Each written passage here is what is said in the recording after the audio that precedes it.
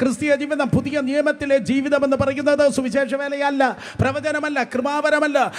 നമ്മുടെ സ്തോത്രം മതി. അവന്റെ സാന്നിധ്യത്തിൽ നമ്മൾ വസിക്കുക.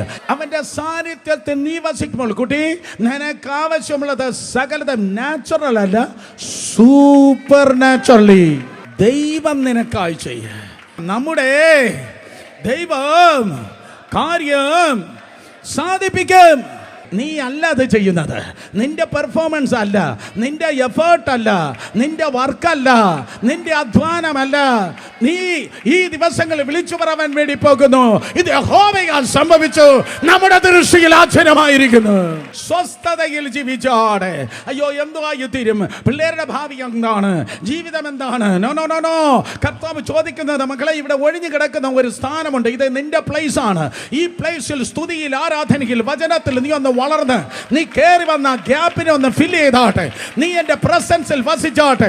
ഞാൻ നിന്നെ കുറിച്ച് ആഗ്രഹിക്കുന്നതായി ഒരു പ്ലേസ് ഉണ്ട്.